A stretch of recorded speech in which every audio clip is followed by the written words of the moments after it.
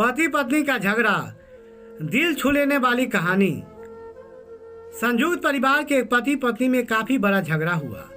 यह झगड़ा उन छोटे मोटे झगड़ाओं से ज्यादा गंभीर था जो हर पति पत्नी में सामान्यतः होता है, क्योंकि इस झगड़े में एक दूसरे की आलोचना करते करते बात इतनी बिगड़ गई थी कि पति पत्नी एक दूसरे से अब तलाक मांगने तक बात करने लगे थे।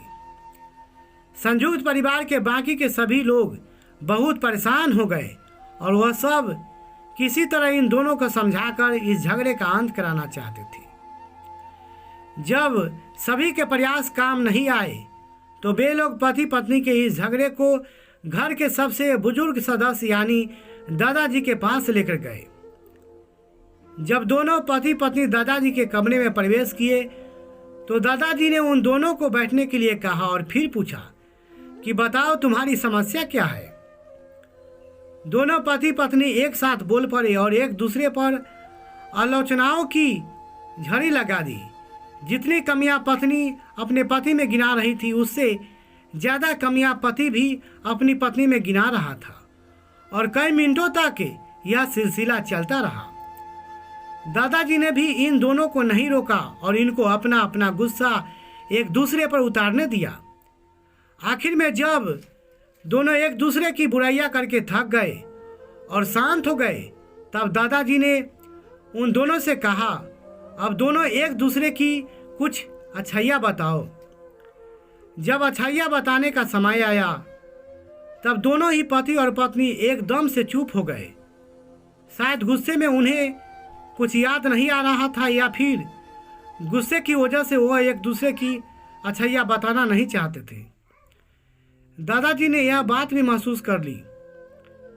थोड़ी देर तक जब कोई भी नहीं बोला तब दादाजी ने कहा, अच्छा ठीक है, यह लो पेपर और पेन, एक दूसरे की अच्छाइयाँ इसमें लिखो।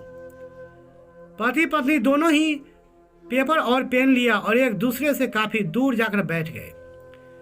थोड़ी देर तक न पति ने कुछ लिखा न पत्नी ने। फिर पति ने पेपर में कुछ लिखना शुरू किया। उसे देखकर पत्नी ने भी अपने पेपर में लिखना शुरू कर दिया। ऐसा लग रहा था जैसे दोनों एक दूसरे से कंपटीशन कर रहे हो।